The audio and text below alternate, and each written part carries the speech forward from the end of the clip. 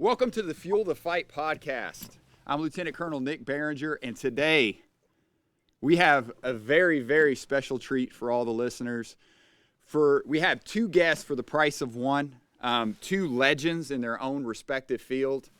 We'll start off with, one of the most durable athletes on the planet, about to make his 39th walk into the UFC cage. One of the greatest to do it, Mr. Jim Miller. And then joining us as well is his coach, the coach of coaches, author, speaker, master coach, Mr. Martin Rooney. So on this episode, we have two guests for the price of one. This should be very exciting. Talk about coaching the athlete. So let me, jump right to it and welcome Jim. Welcome to the Fuel the Fight podcast. Thank you. Thank you for having me, bud. It's great. Appreciate it. Martin, welcome as well. Hey, Nick, and for everybody listening, guys, we are not guests on here. Nick is a very good friend for a very long time with all of us. So this is like a trio that we're going to get to share some exciting things. But I'm a little disappointed because when Nick said most durable athletes, I was waiting for him to read my name first, and then he went with Jim. So, man, I got author, speaker. I'm getting old. To be fair, Martin was also a collegiate track athlete, also an Olympic bobsledder, black belt in judo. We don't want to downplay. Owns a couple New Jersey records in powerlifting, if I remember correctly. So okay, I got it. Jim, I'm trying to make it feel better. We're getting warm there now. He's got a very and to run this back right now for everybody listening that you may not know, because this rarely happens, Nick Behringer is not only a PhD, not only an RD, not only served our country all around the world in Afghanistan as an Army Ranger, but I believe he is probably the only person that ever had credentials. He always is so humble. He would never say those things about himself, so we're going to say it about him now. And just so you know who you're listening to, because, hey, for Jim and myself, he is a go-to guy for us in so many areas of whether it's nutrition, strength and conditioning, and even just, warrior mentality. So Nick would never tell you that stuff, and you'd probably never know it. So now if you go back and listen to his podcast, you'd be like, man, this dude's legit. Thanks, Mark. Well, but this podcast is about you guys. How did you start working together? Jim, do you want to take in your memory of starting with Martin, and then I'll go to Martin? Yeah. So the year was 2007. Dan, my brother, we were both fighting at the time, and he fought once in the IFL. We are.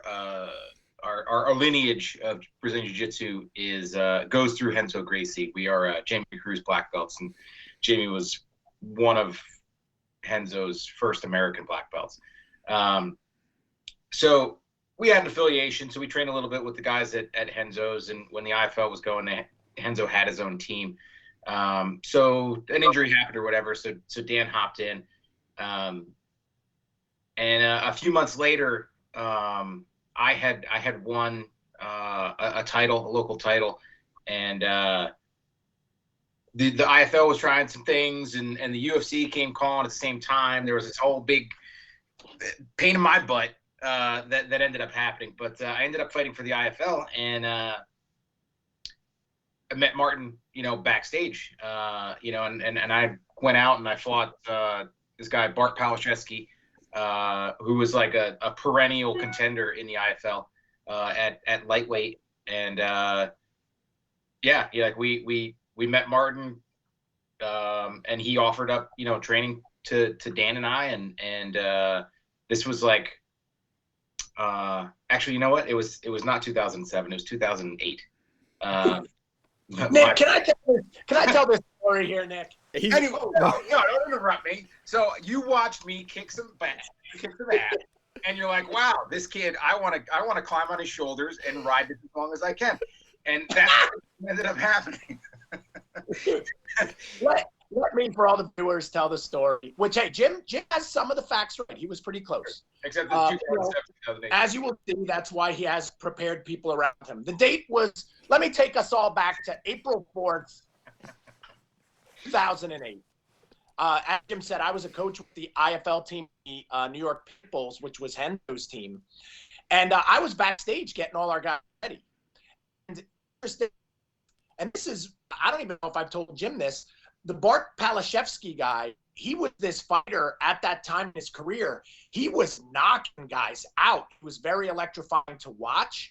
I actually snuck out because I heard he was fighting some newcomer, kid without much of a name, at that point from New Jersey. So I was very interested because the kid he was fighting was from New Jersey. But I was like, man, this Palashevsky guy has like dynamite in his hands. He knocks guys out. It's exciting. I want to watch. And as I'm watching, I can't even go back into the locker room because this young kid is just running over Palashevsky. He's not just kind of in the fight.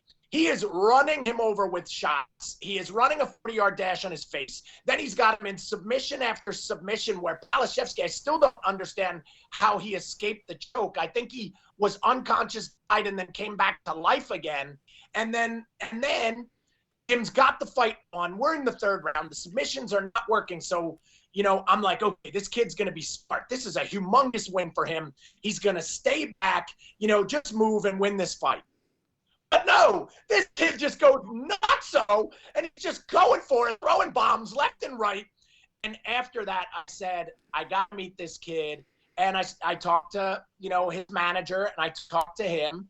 And that's when I said, hey, man, if you ever, if you need some help or would like to do some of the strength and conditioning with us, do it. And guys, Jim was there, I think, like the next day. And that started some of the most legendary adventures of my life, which I would have never known. But what I saw that day has been what Jim has shown us in the ring, fight after fight, year after year. For everybody listening, when you heard it, this is going to be his 39th fight in the octagon, that's the most ever. That's the most ever. Jim was the first to 30. Jim is, now going to be the first to 40, which may never be surpassed. So for everybody listening, it's just to put that in perspective, all of it. And hopefully everybody liked that version of the story too. No, hey, that's great. And a little more intense. A little more intense. But that's a good lesson. If you want to be great, if you want to be great at what you do, Jim laid it out there. Hey, you can't take your foot off the gas, right? In the third round, where most people, the average person would have taken their foot off the gas, not Jim Miller. He mashes it down, and I think that's a good life lesson right there to use. So that's good.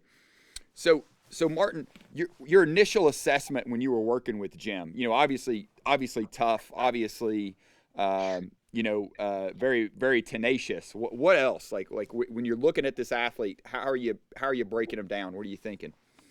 Well, there's a lot of things, and Jim will agree to this. What's interesting at that point, when we started training, I had the luxury of that point by 2008. I'd had like 10 years under my belt working with high-level guys, fighters, in particular. And there was always the same stuff, and I think Jim will probably agree. A lot of the fighters didn't have extensive, I guess you could say, physical training backgrounds. They had lifted weights or done some chin-ups and stuff, but nobody had really done it at a high level like a professional. Even the metabolic training, if you will, was archaic, or guys would just go do road work or run themselves into the ground or allow them to be themselves to be injured and say it's part of the game. And so what I would say is the initial assessment, Jim, definitely I knew we could increase his strength. I knew we could add muscle. But from a mental standpoint, what I think was great is Jim really took to it and was really open for the information where, hey, a guy that has aspired to a high level his way isn't always, an empty cup like that. And Jim was, and that's why we really connected. And essentially, for everybody listening too, just like guys, Nick and I talk every day, Just so everybody knows, and he sends us about 100, and Jim and myself about 100 texts a day. In particular, he also won't tell you his GIF game and meme game on point. But what I'm saying is, a lot of people won't be open to do those things, and Jim was. And we didn't just become like, oh, I'm his coach or something. I'm proud to say, like, not only then we're our friends and everything else, you know, my one kid calls him Uncle Jimmy, but the whole thing is we really became training partners, and he pushed me and I pushed him. And I think that, you know, that is the ultimate when you have like a, you know, a coach, you know, athlete relationship. But overall, hey, there was areas to still really improve. And when he did those and got his shot at the UFC and everything else, man, you know, now 39 fights later, it's you know, sometimes we sit there like we will in Las Vegas next week, and I almost can't believe it. Sometimes I'm like, 39, like, you know, you almost forget a lot of them or something. But it all started like that. No, that's great. And then just for some of the viewers that don't know your background is, so Martin trained NFL athletes for the combine. So to kind of take that professionalism and everything, and then took that and took it over to MMA before people were really doing kind of the structured strength training like those athletes were. You know, some of the best athletes like Chris Long and those guys, he was training those guys. And then before you switched over and started training mixed martial artists. Yeah. Well, and in particular, I trained, I guess everybody would understand too. You know, so I started as a student with Renzo Gracie in kind of like 1998. And before that, when I was on the bobsled team, my roommate and driver was Todd Hayes, who was the guy in the first MMA documentary ever called Choke, which got me very interested in that. So, you know, I trained a lot of jiu-jitsu, a lot of judo, and then in, you know, also striking, and traveled around the world trying to experience it, not to be a fighter, but to understand the demands and what was required. And yeah, that coupled with getting the luxury at Parisi Speed School, which, you know, I was a big part of for a very long time, we got the opportunity to really, you know, do things at a high level and a scientific approach, which I think now is a lot more accepted, but still, even not everybody is getting right. So there's still a lot of work to do in the fight game for sure. Okay, so we've heard from Martin. Now, Jim, what was your initial assessment like? You know, working with Martin, like, what do you look for in a coach when you decide, hey, you know, this guy's going to coach me? I mean, initially that first day, he made me puke. So it was, you know, like at that point in my career, I like to say that there's a difference between being a professional fighter and fighting professionally, right? At that point, I was fighting professionally. I wasn't paying bills with it. You know, and I think, what was that? That was, I mean, yeah, we met. That was my 12th fight. So my next fight was with the UFC. So like, I had these fights, but I was framing, you know, doing residential framing and renovations during the day, and then getting whatever I could get in at night, you know. So like I would come home from work and go for a run, eat a little something, and then go train for, you know, 2.5, 3 hours. And that was life, you know. So there wasn't really much of an opportunity for me to be doing a lot of the strength conditioning and the extra things that are extremely important, you know, at the upper echelon of the sport. So once we met Martin, it was like, okay, you know, now it's like one day a week I'm getting in there, because it has to, you know, this is what I'm going to do. This was what I was born to do. So I have to start taking it a little more seriously and getting, you know, a little bit more of that work in.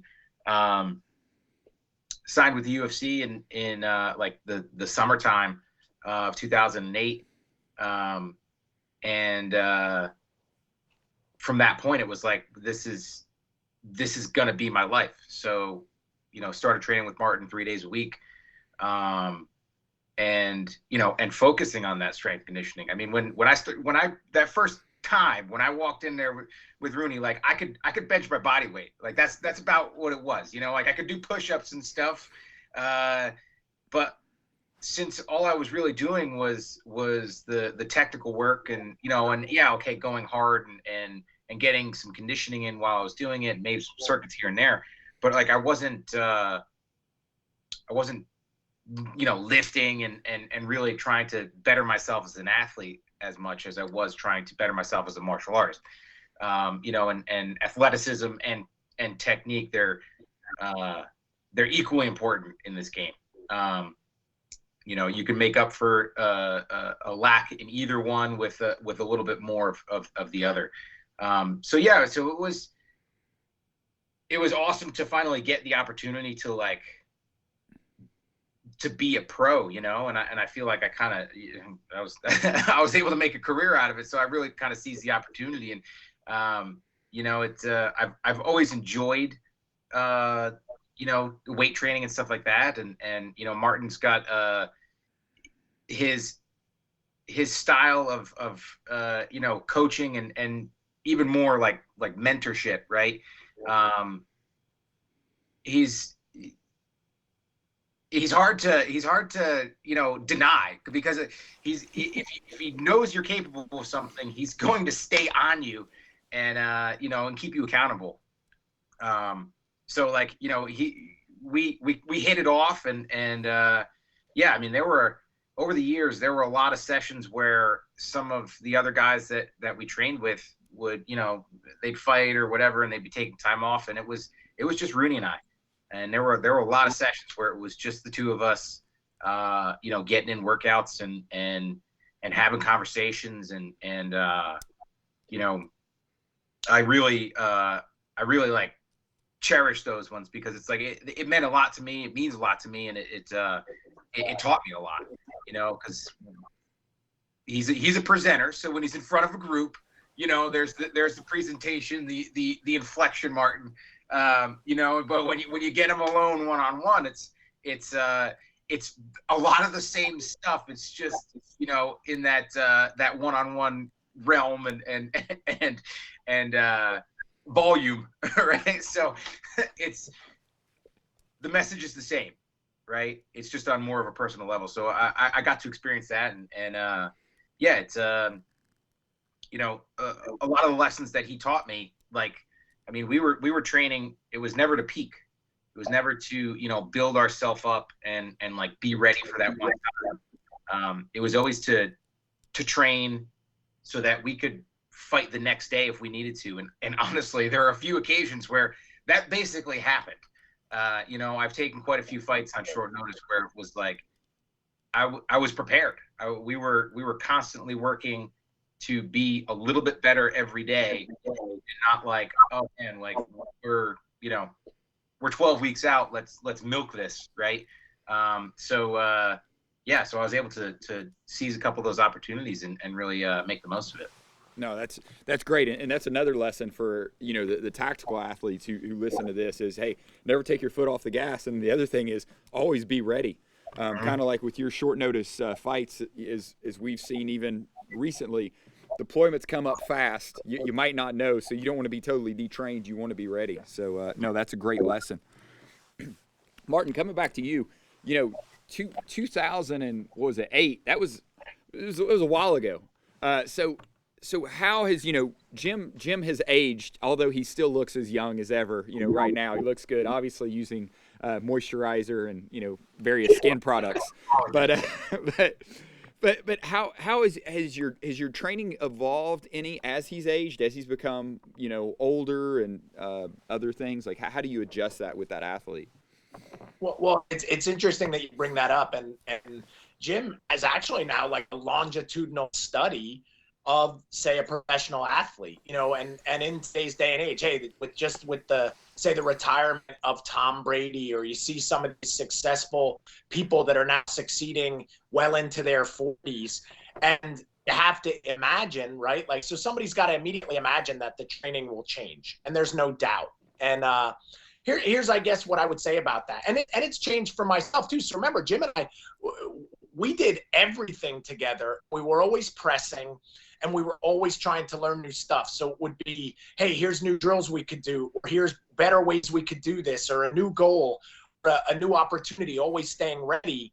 But what I will say is, having trained, kids all the way from 5 or 6 years old all the way to 60 years old, it does change, and that changes with the anatomy of the body, the changes of the muscular system, nervous system, everything, right? And so what I would say is, when you're in your teens or your 20s, for lack of a better saying, you can almost get away with anything, right? Like, you can do a lot of stuff and you might not hurt yourself then, and you can go nuts, but that doesn't mean it's the best thing to be doing, right? But into your 30s, as the body starts to slow down, nagging injuries start to perhaps appear, the tendons become a little more brittle. Hey, you got to be a lot smarter with your training, a lot smarter with your recovery, actually a lot smarter with your nutrition. So I'll challenge everybody listening to this. When you were probably 17, you could eat all the Big Macs you want. You still train, if you trained, you stayed pretty lean. If I went, Nate, like I did when I was 17 right now, I'd be 300 pounds, right? Like, so the attention to the little things, I think, has to become greater.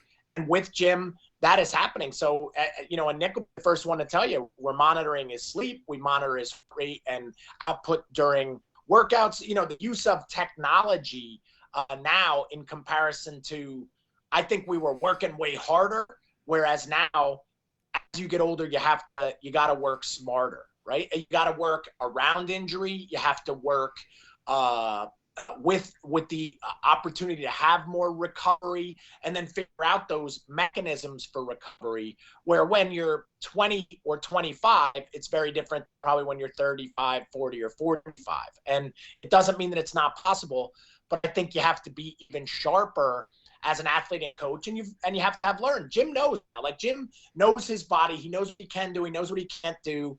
And the days of maybe chasing a maximal lift or something for ego is not as important as doing the right things to be ready to go 15 minutes like he will on February 19th. So that would be a short version for everybody listening. So if you are a soldier and now you're going on 35, 40, and you still want to do some crazy workout of the day and smash yourself into the ground, I would challenge you to ask yourself why you're doing that.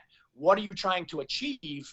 And is that maybe the best thing you could be doing, not only for performance, but to prevent injury? And if the answer is no, you gotta let go of either that hardcore identity or ego, and make sure that you're doing what's best to be the best soldier you could be, right? And I think that's great advice definitely for myself in particular. And this is hard for me to say. Hey guys, I may maybe look young. I don't know. Maybe it's the fresh flow, but I am now in my 50s. So I am in my 50s, and I do not train like I was in my 20s. I still train super hard. Resistance training and movement is still a huge part of my life, but I have also had to learn how to tailor that to be smart so I can continue to train for a very long time. So that would be my take on that one, where, hey, Jim is still training, still doing resistance work, still doing his work. But if we're not going to do those maybe like gut busting, insane sessions where there's a little more risk in it, but at 20, you're willing to take that risk at, where he is in his career right now. And Jim should also say this, guys, for everybody listening, this is to understand it too. Yeah, we said 39 fights. They call Jim the Iron Man, and that's because for, I believe, 37 of those fights, he never missed a fight in a row. And the reason it got missed was COVID, not injury or something else, where that is also an incredible testament to always being ready and making sure you're doing the right things. Because if you get hurt in your training, then you can't prevent every injury, but if you're smart enough, you should prevent most of those. So I'm challenging every soldier listening to this. If you're getting hurt in your training, you better take a deep look at what you're doing, because the training is not where training's where you're supposed to get battle tested and weaponize yourself, for the real stuff, not get hurt there. So that would also be something else I would add. No, that is a great lesson. As a wise coach once told me, the best ability is availability, and I still use that. I still use that coach, or still use that line. So Jim, yeah, going to you, as you've aged throughout this, like how has your philosophy changed, or maybe how you want to be coached, or how has that changed your training? As kind of being an aging athlete, if you will. You know, you have to be able to throttle yourself. Like Martin was saying, when you're young, you can get away with a lot of stuff. And when I was 25 years old, yeah, I could get away with a lot. And I got very lucky that I didn't suffer a devastating injury that pulled me out of a fight, or had really lasting effects. I mean, there are definitely the nagging ones, but everybody has them, let alone professional fighters. So yeah,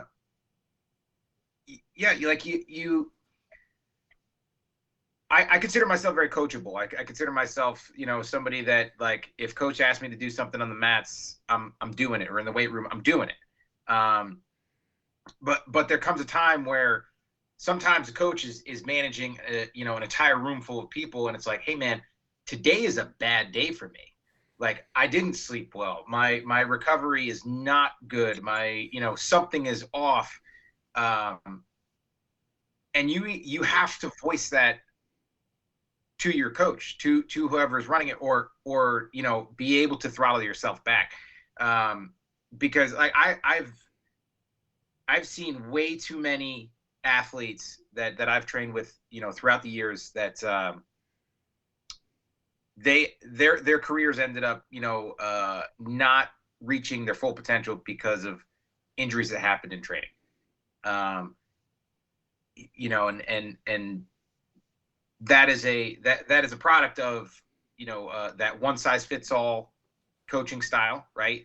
And maybe it is like, it's just, there's a sea of athletes and a sea of people that you're trying to coach, and you all have the same goal, but it's hard to read people sometimes. But it's also that, that person sometimes doesn't admit that, all right, hey, like, today I'm just protecting myself. Today I'm going to take one step forward as opposed to 10 steps forward. So, I've really tried to be able to, like, gauge where my body is at in my training. And, there's that little voice in the back of my head, that ego that's like, man, just bite down on your mouthpiece and let fly. But it's like, the thinking side of my brain is like, hey, don't, if you injure yourself because you're letting your ego drive you in the gym, then you don't get to the fight. You don't get to get paid. You don't get to advance your career, and you don't get this opportunity to do the thing that you really love to do, which is fight in the octagon. The training will be there every day, if I want it. It's those opportunities to fight inside the octagon, they're not always going to be there. So it's been tough, and like, I used to be at a bigger gym, and having my own place with a very close knit group of guys, and it really helped me kind of survive. Like, I was dealing with Lyme disease for a few years there. The 2013 was one of those years where it was like, I get bit by a tick and Rooney moves away, like, the 1-2 punch. So, if I had stayed training at one of those bigger gyms, or if I had moved to someplace else that was one of those bigger gyms, and I didn't have that, that more, like, personal relationship, and like, even though, Rooney isn't an hour away from me anymore, he's 10 hours away, our relationship has stayed just as strong. So, like, I've always had that guidance, and I've always had that help. But yeah, it's like, being able to kind of control my surroundings has helped me. And I know I'm sure it's not an easy thing to do in the military, to be like, hey, today's a rough day, but like I don't know if I can go super hard. But you have to kind of gauge yourself on just how hard you're going, because it is a difficult thing to pull yourself back when you want to go as hard as you can. But yeah, like having a supportive group around you is super important in that as well. No, I'm a circling that, and as you were saying that, I'm writing down is like, and Doc Simpson, who we talked about that, was you got to have a tribe, like finding your tribe, and that's really important with the military is finding that tribe of people, finding the right tribe who's going to support you and build you up, right? Because your choice of who's in your tribe can also kind of choose your path, but finding that group, finding that tribe for those hard times to kind of support you. So that's really important. No, thanks. A lot of good lessons being shared there. Speaking of that, the Army, we're going to this holistic health and fitness where we're putting strength coaches, dietitians, mental coaches, down at the unit level to help soldiers out. And so we're getting a lot of these strength coaches from the collegiate setting, a little different setting, coming into the Army. Martin, you wrote 2 great books about culture, Coach to Coach and High 10. That's kind of what you're the master of creating a winning culture. What would you tell, maybe, or some advice you might share with these new coaches coming out of like a collegiate setting, going into the Army, having worked with SEALs and Rangers, about establishing a holistic health and fitness culture? Yeah, well, hey, and I'm really familiar with this scenario that is going on. Obviously, I'm deep involved in the strength and conditioning world. Oftentimes, I'll get phone from their strength coaches, either, like you said, professional ranks, collegiate ranks, and they'll say, hey, there's this great opportunity in the military. What do you think? Or, and I'll know people that have taken those opportunities, and I'll talk to them. And you and I have talked about this, Nick. I think some of the biggest advice I could give to those strength and conditioning coaches, if they are listening, is exactly what happened, say, with fighting with myself. There was a time when I wasn't a fighter, and yeah, maybe I'm working with high-level football, but when I go to work with fighters, I don't sit there and just talk about football and try to tell them about football and their fighters. What I tried to do was show them that I wanted to learn everything about what they did. I wanted to be interested in that, and I wanted to be the best in that for them. So what I'm saying is, if you come from some high-level football program, you're wearing your bowl ring every day, and all you're doing is talking about you did that, then you don't understand that your job's not to prepare football guys anymore, and you're making it about yourself, which is often really easy to do, especially in the strength and conditioning world, than them. Right. And I think if there's one thing I can say, if you've heard not just the relationship with Jim, but with so many other people I've worked with, teams, athletes, guys, I think my biggest secret is I let those people know I'm going to do anything it takes to help them get better. It's about them getting better, not about me. And that I show that I care. And that may really, I don't know, it sounds cliched, but Jim is probably one of the athletes of them all, and there are so many. But yeah, that was the thing. Like, I just care about his career, he's doing, his family, how he's going to be, and man, being cage side so many times, like when I'm there, it's not about me, man. I'm actually, I get real uptight, nervous, anxious, and worried, and don't want to show it, but it's because of that concern and that care for him. And my advice would be, guys, you got to spend time on learning how it all works and what the necessities are for them. You got to make them feel they're the most important person in the world. And you do that by spending time and caring about them and bettering yourself to help better them. And that would be my advice, versus you try to just change how they do stuff, or, oh, this is how we did it at XYZ college. Like, man, that's not what we're getting ready for now, and no one cares. So yeah, be into, as you know from the High 10 book, don't show up and your new office has a bunch of old college stuff at it. It better have a lot of really cool military stuff of whatever branch you're there with working in. And that would be some really good, not just career, but also life advice. No, that's great. No, I'm glad you shared that. Yeah, learn about the culture you're in and understand that and show those folks that you care. Jim, coming back to you, one of the unique things, particularly as a dietitian, I find fascinating with mixed martial art being a weight class sport, is you've probably cut over 1,000 pounds and gained it back over the years, like easy, right? With 39 fights, because you're dropping that weight. If some folks aren't familiar, they have 24 hours, so they have to show up at a prescribed weight. But many times fighters can be 15, 20. As you go up to the upper weight classes, probably 30, 40 pounds over that weight they're actually fighting at on fight day. And then on fight day, they're weighing more than whatever you see, is that weight class, right? For a size advantage. So making weight and doing that, like, how has that changed with, both in regards, you talked about doing some different things in terms of like nutrition, sleep, exercise, like, has that changed as you age, or what's your approach to that? Has that evolved at all? The approach has evolved. We kind of set the bar with some of the things that we were doing.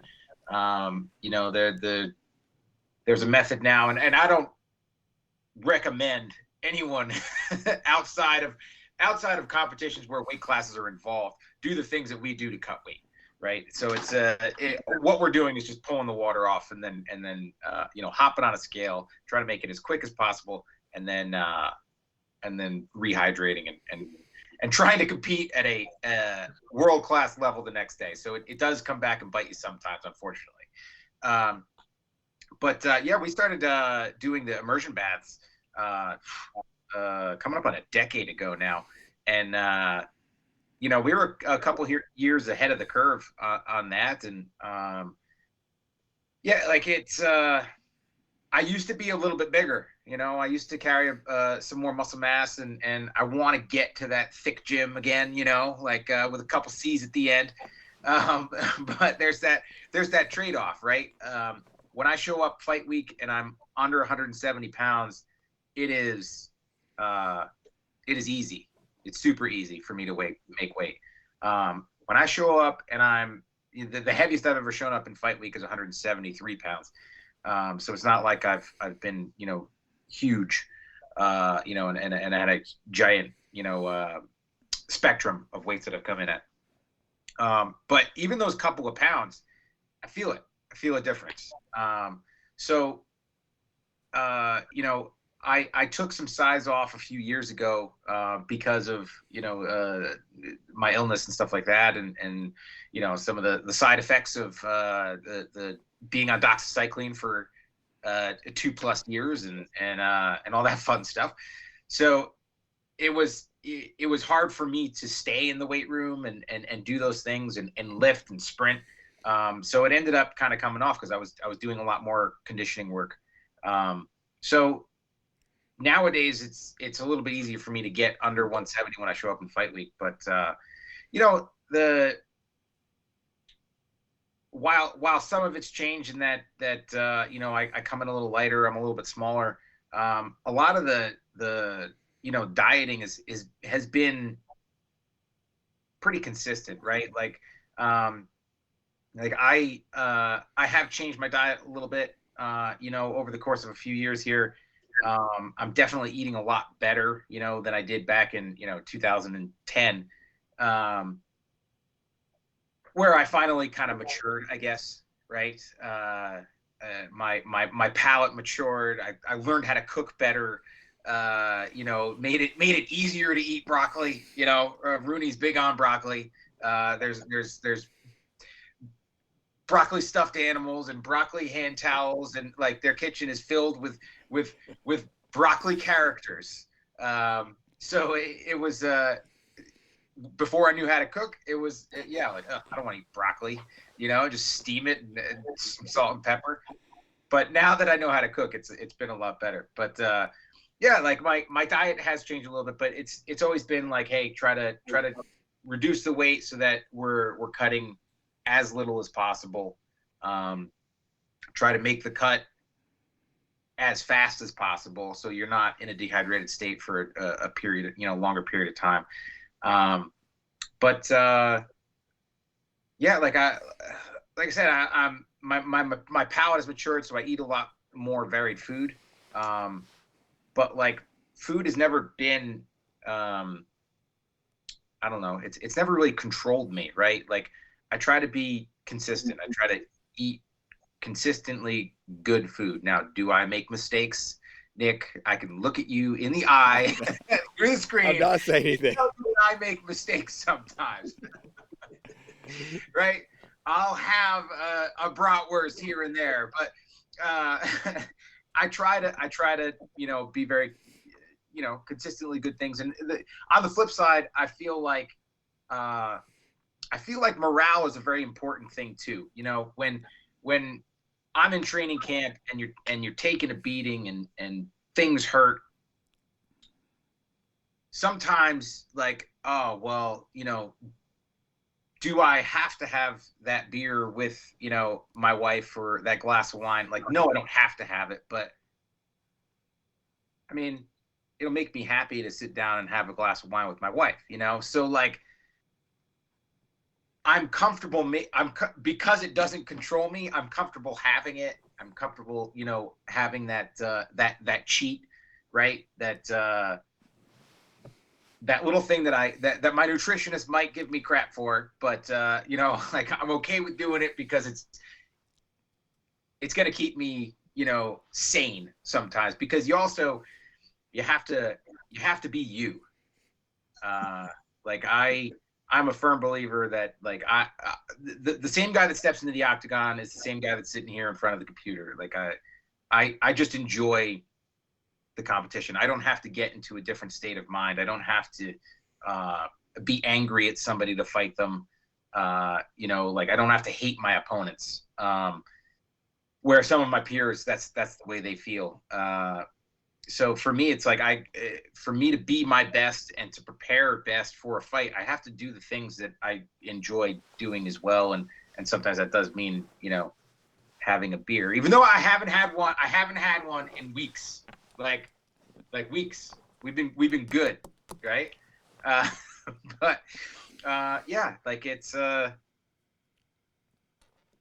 think honestly, the biggest thing that I've noticed lately is since we started tracking that sleep, that has been a huge thing for me. Like I've noticed that I'm that if it's between like 6.5 hours and like 7.5 hours, I kind of feel a little crummy.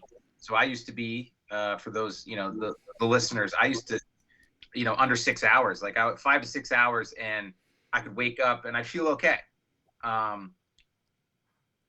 But it would also, I would feel it in my body. And now I've really been focusing, with Nick and Martin's help, like on getting 8 hours of sleep. And it's not easy with 4 kids and the dogs and this and that.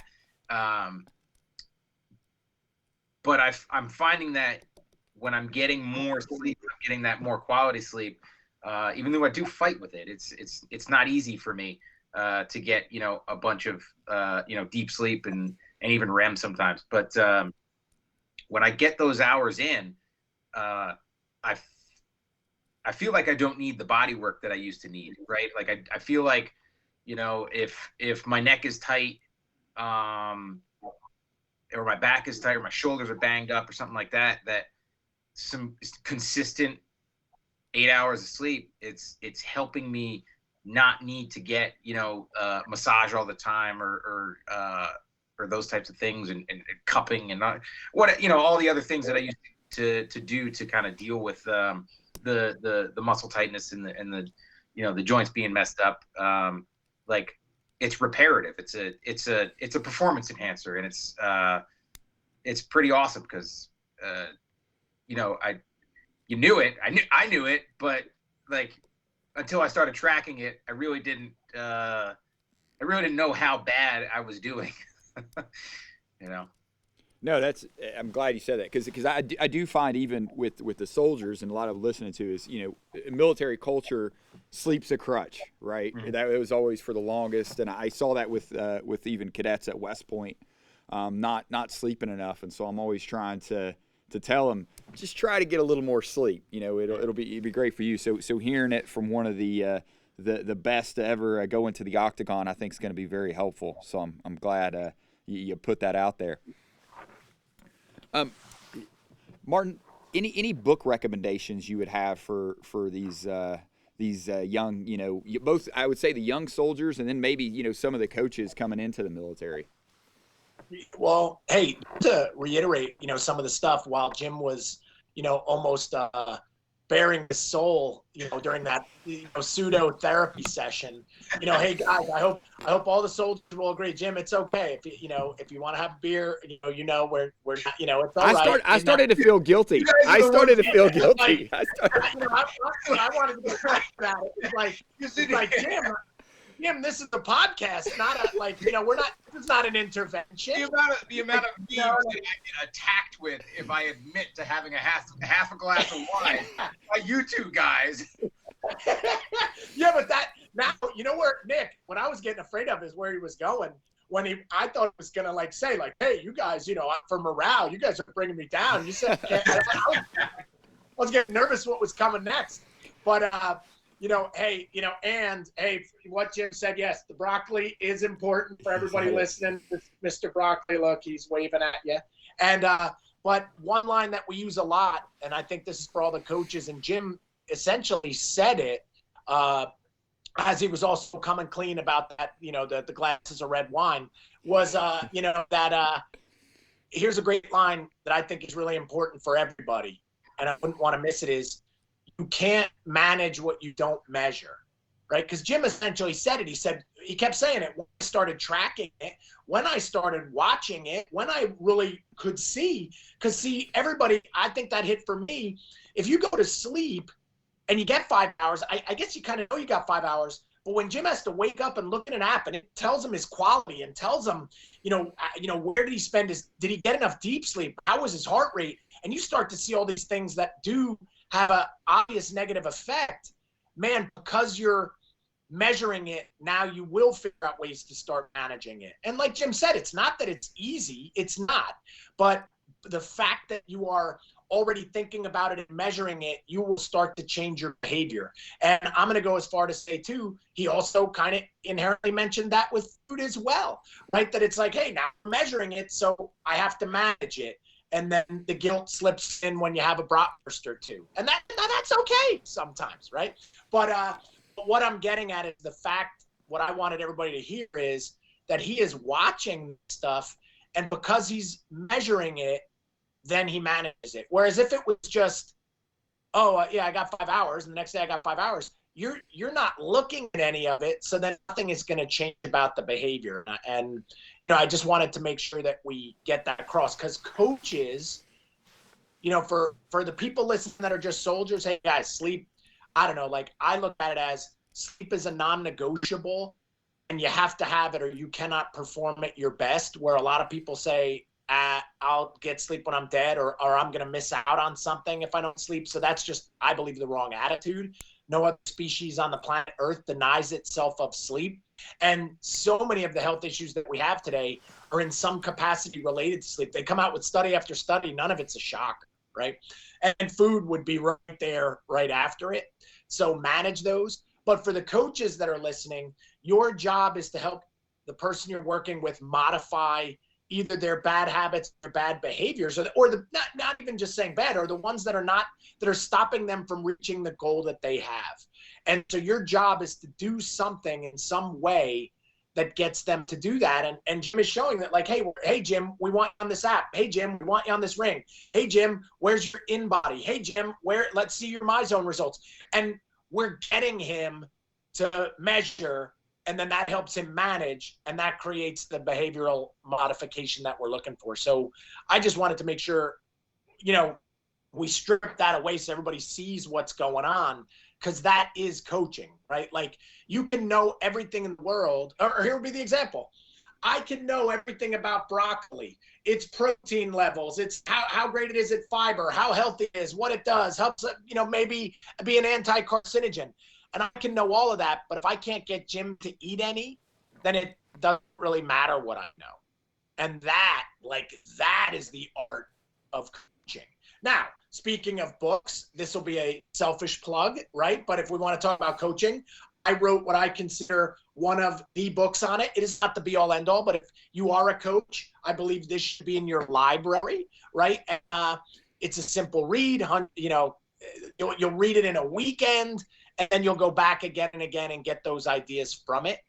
I don't think you have to read, some deep science book. We let Nick do that, and then he just brings us the stats. But definitely, I would say if you're a coach, you should be reading about coaching, behavior modification, cueing, connecting, engagement, empathy, and I would say start with the book Coach to Coach. And if you write me about it, I'll write you back and see what you thought.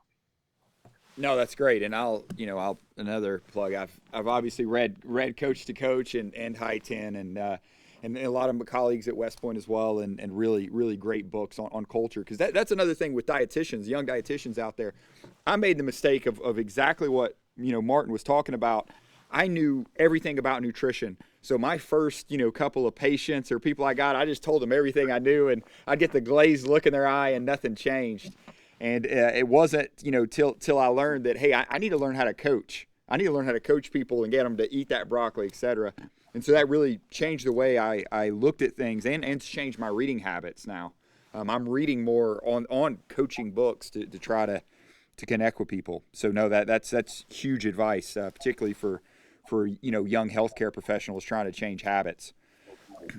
Now, Jim, speaking of books, you got a cookbook coming out now. I do want to set this up if you don't mind. Jim is an amazing cook. And I'm not saying this because I like him or anything like that. I mean, I'm a harsh critic, and it's not like this is the first time I've had wild game or anything like that. I'm get family from East Tennessee. My brother grew up hunting, would always bring venison. My dad hunted bear, so I ate these things before. But I had the pleasure of that, in a cabin in Gatlinburg of trying some of Jim's cooking.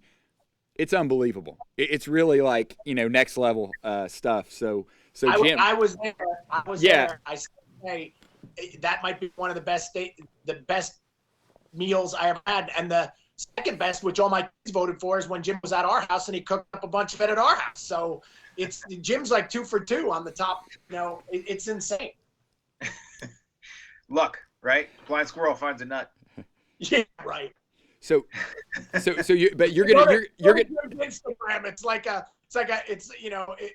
Trigger should be paying him $100,000 a year. Yeah. So now you're gonna share all these recipes with the world. Is that correct? Yeah. I kind of look at it like I'm a very I'm a simple man, right? Little Forrest Gump, right? When it comes to jiu-jitsu and wrestling and fighting, I try to master the basics, and when it comes to food, it's the same thing. And it took a lot of trial and error. I was not very good.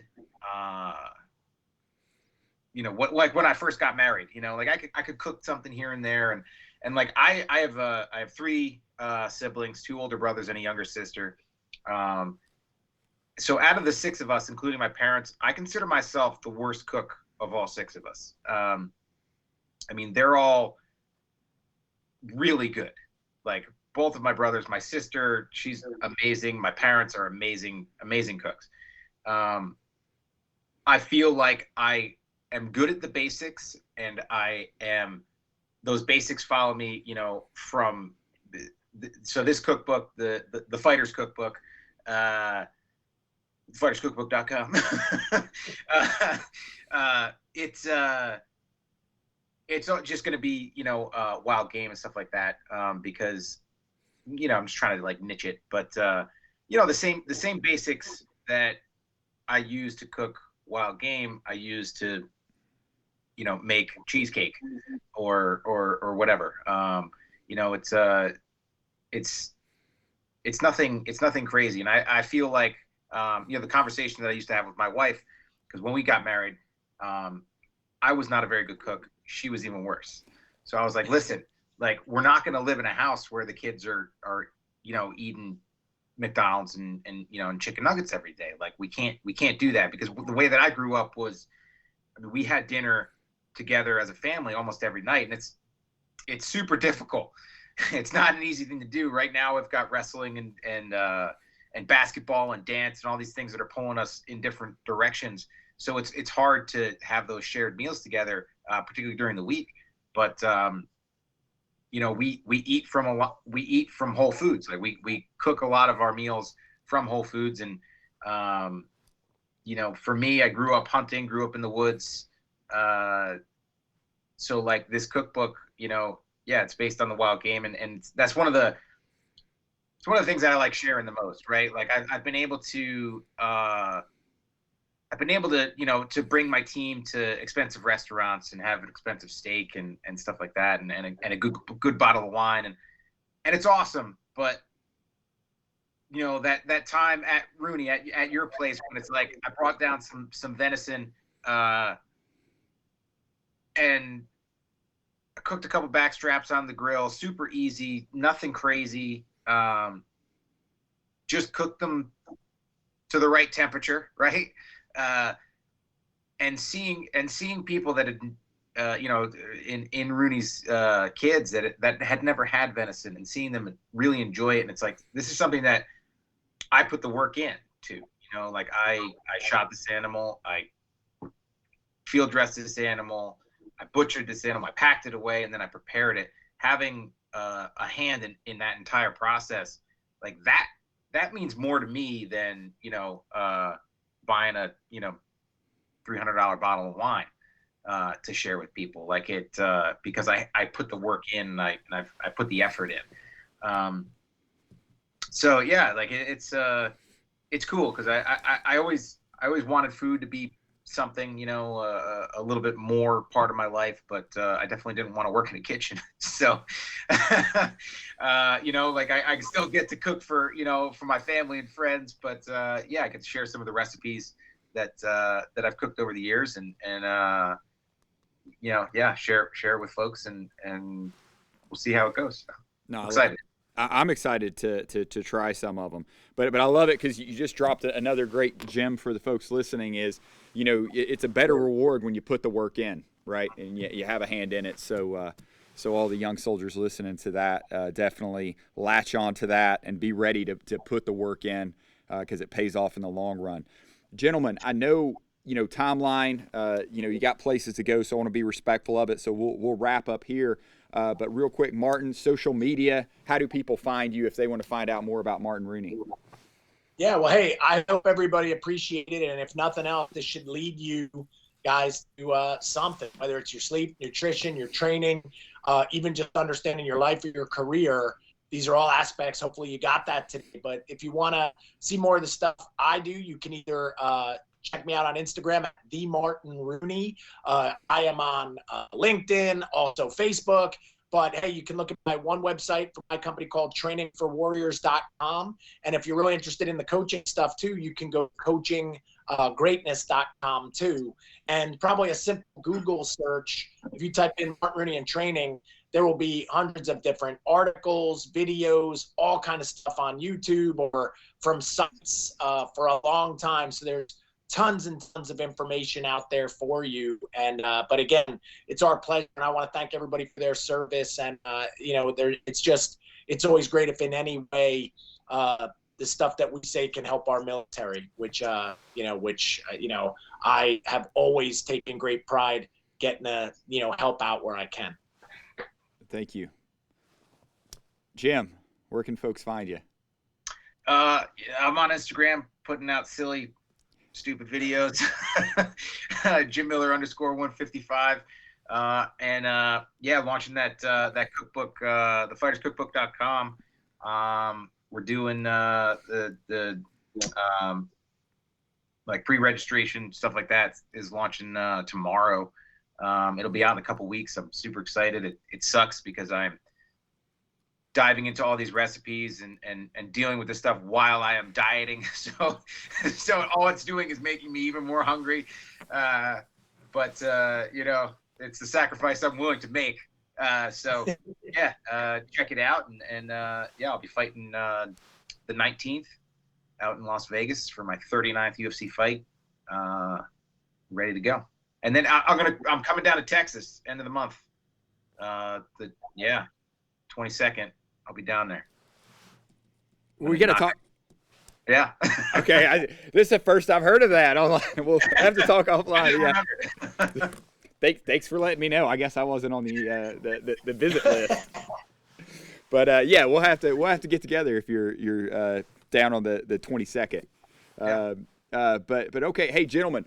Thanks so much for taking your time. I know a lot folks got a lot out of it, and I do appreciate. I can say from the military standpoint, Martin, Jim. Jim didn't talk about it. Jim does a lot for veterans, always supporting. Martin, you've done a lot, and we appreciate all the support and help and coaching and mentorship you provide. So thanks so much for being on the show today, gentlemen.